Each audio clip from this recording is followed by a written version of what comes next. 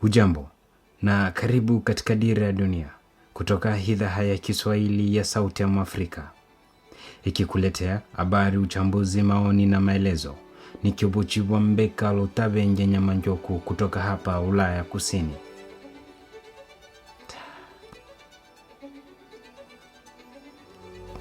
Kumbuka, kiangukacho mchana kinaonwa na wengi.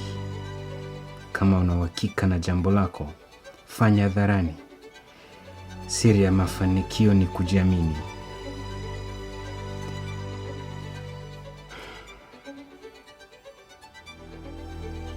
Mtangazaji ni yule asiyekuwa na aibu.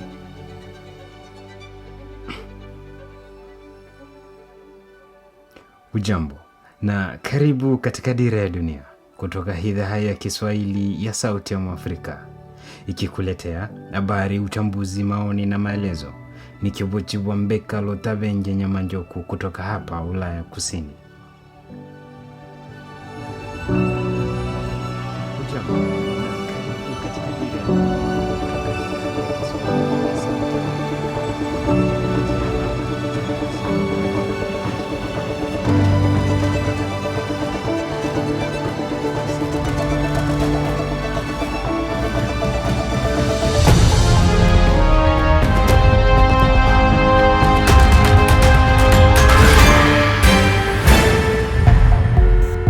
Hujambo, karibu katika Dira ya Dunia kutoka idhaa ya Kiswahili ya Sauti ya Mwafrika, ikikuletea habari, uchambuzi, maoni na maelezo. Nikiwa Mbeka Lutabenje Nyamanjoku kutoka hapa Ulaya Kusini. Je, wajua lolote kuhusu mnara huu?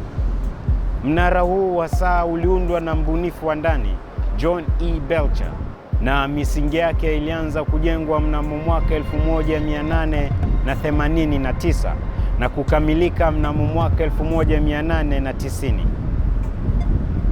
Jambo moja bora zaidi kuhusu mnara huu ni kengele yake,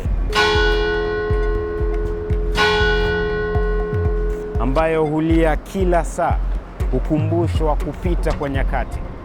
Sauti yake husikika na yoyote yule aliye ndani au nje ya eneo la zaidi ya mita 288.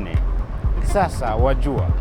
Naam, mpaka hapo tumefika mwisho wa Dira ya Dunia kutoka idhaa ya Kiswahili ya Sauti ya Mwafrika. Na watakieni asubuhi, mchana, jioni au usiku mwema. Mungu nawe nanyi.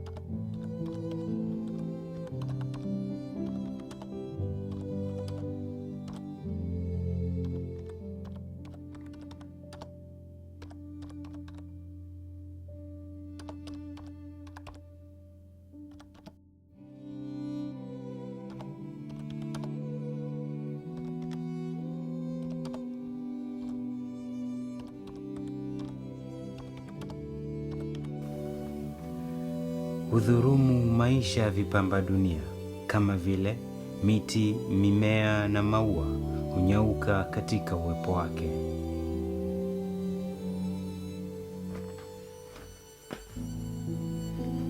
Hudhulumu maisha ya vipamba dunia kama vile miti, mimea na maua hunyauka katika uwepo wake. Hudhulumu maisha ya vipamba dunia kama vile miti, mimea na maua hunyauka katika uwepo wake.